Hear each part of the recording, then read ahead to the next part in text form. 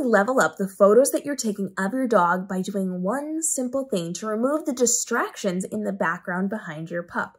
I'm a professional photographer of over 2 decades, and one of my favorite things to do when I'm photographing my dogs is to get down at a low angle. You can see in this photo, there's actually a road. There's a whole street back here. There are houses that are going to be back here. There's people walking around. There's cars all over the place. But this photo is not very distracting because I got down at a lower angle. And if I got even lower, you wouldn't even be able to see the road right there at all.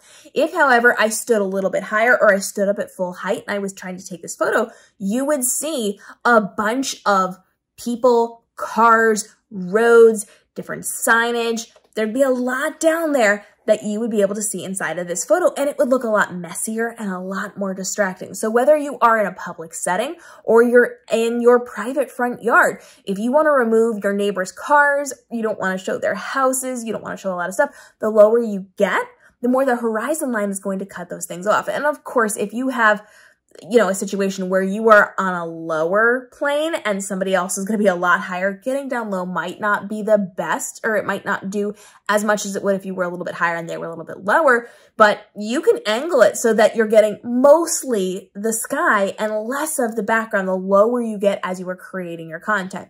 So with that in mind, you're either putting your camera down very close to the ground or on the ground. Shooting through the grass in the foreground is going to look elite.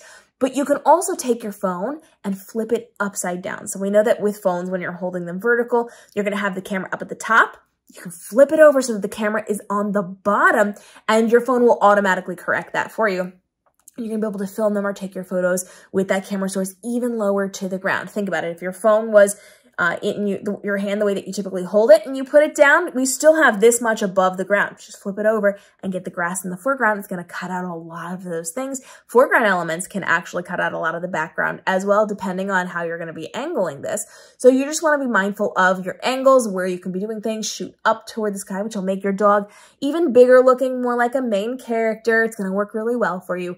But the lower you can go, the more you can use the horizon line or the foreground to cut out those distracting things in the background. The more you learn your angles, especially of your front or backyard, the more you're going to be able to get those epic photos with the least amount of clutter in the background as possible. And then if you have a little bit, like, as you can see, I have a little bit here, I could just very easily Photoshop that out. It would take a couple of swipes and I'd be done.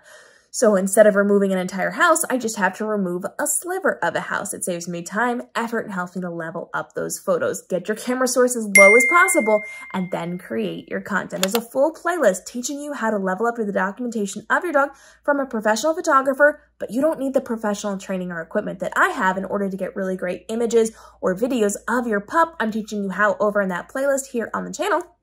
We also have fun episodes that come out every single day that are dropping on all of our playlists, from the travel playlist to the documentation playlist to gear and tech that you can use for your dog to help you level up for your pup and give them the best life possible. So we'll see you in tomorrow's episode.